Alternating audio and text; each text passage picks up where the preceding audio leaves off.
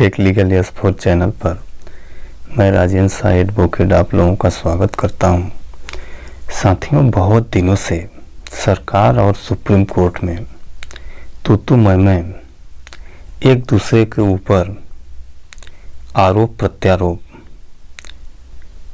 का समय चल रहा है। अब इसमें सबसे बड़ा सवाल ये उठ के आता है कि आखिर सरकार और सुप्रीम कोर्ट में ताकतवर कौन है। अगर हम इस पहलू को देखें तो साथियों, सरकार जो होती है, सरकार जनता के प्रति जवाबदेह होती है। सरकार को जनता नियुक्त करती है और जनता के सवालों का जवाब सरकार को देना होता है। जनता की जो इच्छाएं होती हैं, जनता की जो आकांक्षाएं होती हैं, जनता की जो मांग होती हैं, उन मांगों को पूरा करने की जिम्मेदारी सरकार के ऊपर होती है। अगर सरकार जनता के प्रति जवाबदेह है तो निश्चित रूप से ज़्यादा ताकतवर सरकार ही होगी। क्यों?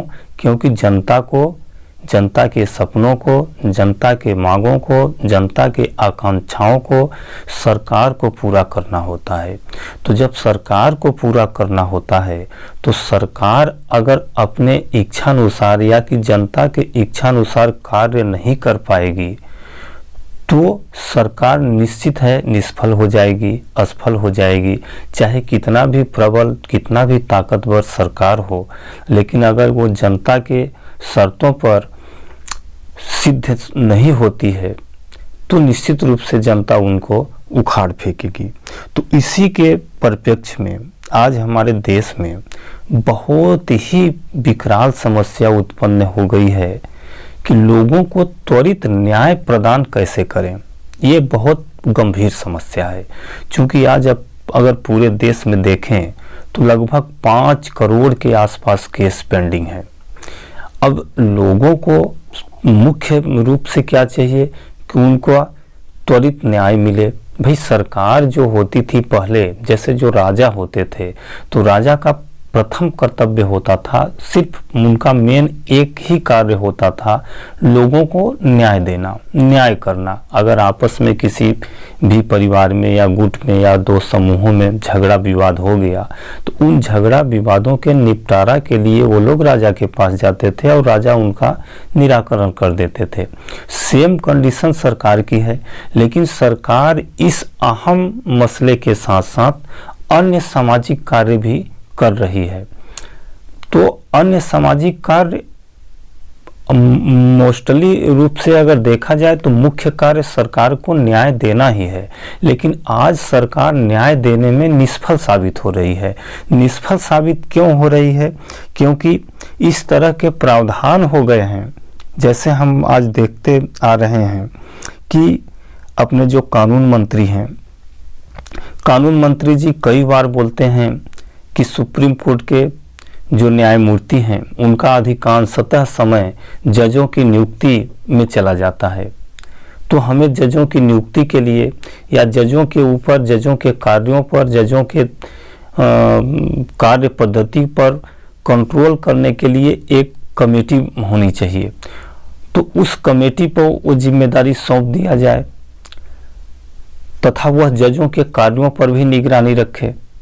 तो इस पर हमारे सर्वोच्च न्यायालय के चीफ जज जो हैं या सर्वोच्च न्यायालय का कहना है कि नहीं, ऐसा प्रावधान नहीं है। हमारे यहाँ जो प्रावधान चल रहा है कोलेजियम व्यवस्था, यानी कि एक जज ही जज की नियुक्ति करेगा, वह व्यवस्था सफिशिएंट है। इसी व्यवस्था के तहत होगा। सरकार को अधिकार नहीं है कि वह जजों की अपॉइंटमेंट करे। यह मुद्दा बहुत पहले से चल रहा है। हालांकि सरकार इसके लिए NJAC कानून बनाई थी, संविधान में संशोधन की थी और जजों की नियुक्ति के लिए तथा जजों के कार्य पद्धति पर कंट्रोल के लिए एक कमेटी बनाई थी, लेकिन उस कमेटी को सर्वोच्च न्यायालय ने असंवैधानिक घोषित कर दिया। अब यहाँ पर सबसे बड़ा प्रश्न ये उठता है, जबकि सरकार जनता के प्रति जवाबदेह है तो सरकार जनता के आकांक्षाओं को पूरा करने के लिए कोई नियम कानून अगर बनाए और उस नियम कानून को सर्वोच्च न्यायालय असंवैधानिक घोषित कर दे, तब यह कैसे संभव होगा कि सरकार जनता के प्रति जवाबदेह रहे।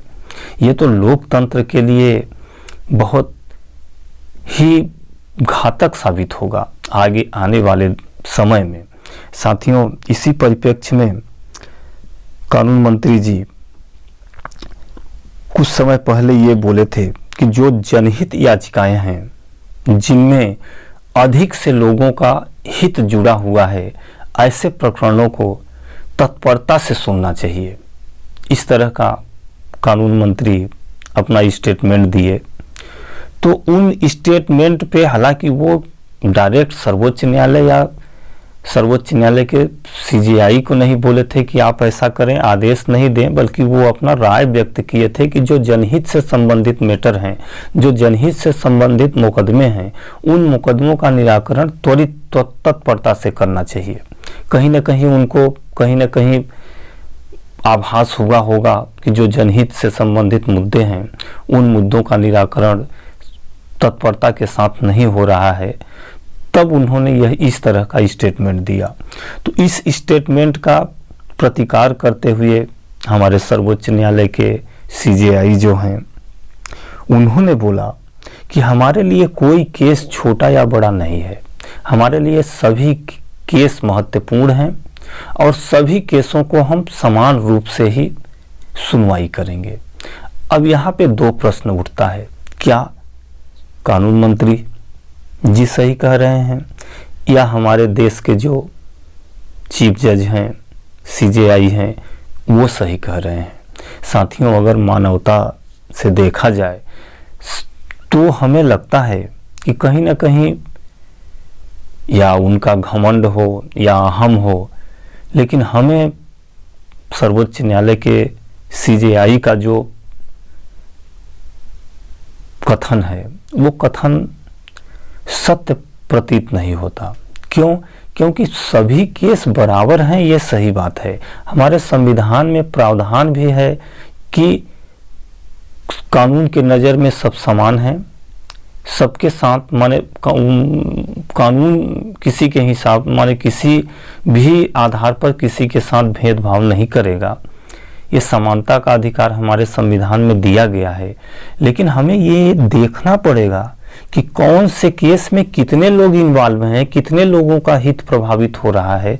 अगर कोई केस है जिसमें से पूरे देश के लोगों का हित प्रभावित हो रहा है, पूरे देश के लोगों का भरण पोषण प्रभावित हो रहा है, उनका खर्चा खुराक, उनका जीवन वित्तीय, उनका व्यापार प्रभावित हो रहा है पूरे देश के लोगों को, यह प्रकरण है जिसमें पर्सनल एक व्यक्ति का हित प्रभावित हो रहा है, तो ऐसे मुद्दे पर अगर दो प्रकरण आते हैं तो सबसे पहले हमें जनहित से संबंधित मुद्दे, यानी जो जिनसे पूरे देश का हित प्रभावित हो रहा है, उन मुद्दों को तत्परता से सुनना ही पड़ेगा। हम वहां पे अपने कर्तव्य से मुकर नहीं सकते कि हमारे लिए सभी केस समान हैं। साथियों, इस तरह के कथन जो हमारे कानून मंत्री जी दिए थे, किरण रिजिजू जो कानून मंत्री हैं, उन्होंने बहुत सारे कंपनियों का मैटर इस समय सर्वोच्च न्यायालय में पेंडिंग है। अब जो कि कंपनी में कोई एक व्यक्ति तो रहता नहीं है, कंपनी में हजारों लाखों करोड़ों लोगों का हित जुड़ा रहता है। अब अगर कंपनी को एक व्यक्ति मान के उनका मुकदमा भी जनरल कैटेगरी में डाल दिया जाए और उनकी भी सुनवाई एक व्यक्ति के समान चलता रहे, तो उसमें जो करोड़ों लोग इन्वॉल्व हैं, उन लोगों की तो रोजी रोटी ही समाप्त हो जाएगी। साथियों, जैसे सहारा के मैटर आज विगत 10 सालों से चल रहा है, 10 सालों से अभी तक उसका निराकरण नहीं हो पाया है और ये 10 सालों से एक ही कोर्ट माननीय सर्वोच्च न्यायालय में ही चल रहा है। साथियों, ये बहुत ही विचारणीय प्रश्न है, बहुत ही गंभीर प्रश्न है कि ऐसा क्या सुनवाई हो रहा है, कौन सा ऐसा पहाड़ टूट गया है, कितने लोगों की गवाही होनी है, क्या होना है कि 10 सालों से वो प्रकरण चल रहा है। जबकि अगर उस प्रकरण को देखें तो बहुत छोटी सी बात है, यानी कि सहारा इंडिया बिना लाइसेंस के, बिना अनुमति के लोगों से पैसा ली जब पैसा ले ली तो उस पैसे को रिटर्न करने के लिए उनके अथॉरिटी के द्वारा बोला गया, जो एथराइज अथॉरिटी है, और उन्होंने बोला कि हम पैसा रिटर्न कर दिए। लेकिन जो अथॉरिटी है वो बोला कि नहीं, आप रिटर्न नहीं किए हैं, आप पैसा हमको दीजिए, हम रिटर्न करेंगे। तो वो रिटर्न करने के लिए सहारा इंडिया अपना कुछ पैसा दे दी। लेकिन विगत 10 सालों से वह संस्था, जो अथॉरिटी है, वह संस्था आज दिन तक में चंद ही लोगों का पैसा भुगतान कर पाई है, बाकी पैसा पूरा का पूरा उनके पास सेफ रखा गया है। अब ये 10 साल में सर्वोच्च न्यायालय से या जो भी संबंधित संस्था है उस संस्था से नहीं पूछ पा रही है कि भैया आपके पास इतना रुपया पड़ा है तो आप रिटर्न क्यों नहीं कर पा रहे हैं। अगर आप 10 सालों से रिटर्न नहीं कर पा रहे हैं, इसका मतलब है कि उस संस्था से निवेशक जो लेने वाले हैं वो नहीं है। जो सहारा कह रही है कि हम रिटर्न कर दिए हैं निवेशकों का पैसा, वो सही है, यानी अब पैसा तुम रिटर्न करो, बस छोटी सी बात है। लेकिन नहीं, सब अपने अहम में चूर हैं, सब अपने घमंड में चूर हैं। तो अब सरकार को निश्चित रूप से इस पेंडेंसी को कम करने के लिए कठोर कदम उठाना पड़ेगा, क्योंकि सरकार के अंडर में न्यायालय आती है, न्यायालय के अंडर में सरकार नहीं आती। सरकार सर्वोपरि है, सरकार देश की राजा है एक तरह से। तो राजा है तो राजा के निर्देशानुसार ही उसके राज्य के सारे कार्य होंगे, उसके राज्य के जितने भी संस्थान हैं वो राजा के ही कार्यों से निष्पादित होंगे। यह सुस्थापित सिद्धांत है, ये विधि है, ये पूरे विश्व का ही यही सिद्धांत है कि जो संस्था प्रमुख होगा, जो देश प्रमुख होगा, उसी के अंडर में सारी संस्थाएं चलेंगी। तो अब सरकार को यह फैसला लेना है कि सरकार इस तरह का गाइडलाइन जारी करे, न्यायालयों के लिए गाइडलाइन जारी करे कि हमें कौन से प्रकरण को कितने दिन में निराकरण करना है, किसको तत्परता से सुनना है, किसको सामान्य रूप से सुनना है। यह गाइडलाइन जारी करे जिसमें जितने ही अधिक लोगों का हित जुड़ा हो उन प्रकरणों को हमें गंभीरता से और तत्काल सुनना चाहिए, डे बाई डे की सुनवाई में सुनना चाहिए। इसके अलावा पेंडेंसी को दूर करने के लिए हम जो रविवार और शनिवार 2 दिन न्यायालय में छुट्टियां होती हैं, इन छुट्टियों को भी हम बंद कर सकते हैं, क्योंकि इतनी पेंडेंसी बढ़ गई है। पेंडेंसी अगर हमें कम करना है तो कहीं ना कहीं हमें अधिक परिश्रम करना पड़ेगा, अधिक श्रम करना पड़ेगा, हमें मेहनत करना पड़ेगा। और मेहनत करने के लिए हम कम से कम जो शनिवार के लिए छुट्टी होती है, सैटरडे छुट्टी होती है, सैटरडे की छुट्टी को तो हम त्याग ही सकते हैं, बंद ही कर सकते हैं। इसके अलावा हम समय थोड़ा सा बढ़ा सकते हैं। जो आज न्यायालयों की कार्यवाही 11 या 10:30 बजे चालू होती है, उन कार्यवाहियों को हम 8 बजे कर सकते हैं। 8 बजे से बीच में थोड़ा सा ब्रेक कर दें, फिर उसको हम 6 बजे तक चला सकते हैं, 8 बजे तक चला सकते हैं, ओवर टाइम चला सकते हैं। इसके अलावा हम जो महत्वपूर्ण प्रकरण है, जिसमें अधिक लोगों का प्रभाव, अधिक लोगों का हित जुड़ा है, जनहित संबंधित मैटर हैं, ऐसे मैटरों को निराकरण करने के लिए हम जो सेवानिवृत्त जज हैं उनकी भी सहायता ले सकते हैं, या जो हमारे न्यायपालिका में ही जो वरिष्ठ वकील हैं, वरिष्ठ अधिवक्ता हैं, उनको भी हम पैनल में नियुक्त कर सकते हैं कि आपको हम इतने दिन के लिए इस पैनल का जज नियुक्त करते हैं, आप इसका निराकरण करें। हालांकि उस वकील का उस प्रकरण से या उस केस से संबंध न हो। जैसे अगर हम किसी दिल्ली वाले प्रकरण पर विचार करते हैं तो दिल्ली वाले प्रकरण के लिए हम दूसरे स्टेट के वकीलों को नियुक्ति कर दें, एक पैनल बना दें, 2 पैनल बना दें, 3 पैनल बना दें और उनको लिस्ट कर दें कि ये प्रकरण है, आप तत्काल निराकरण करें। क्योंकि वकील भी जज के समान ही सारे क्रियाकलापों को जानता है और वो अच्छी तरह से समझता है कि कैसे न्याय मिलता है, क्योंकि वो न्याय दिलाने के लिए ही पैरवी कर रहा है। तो उसको ऑलरेडी एक्सपीरियंस हो जाता है कि कैसे कार्रवाई चलती है, कैसे न्याय दिलाया जाता है।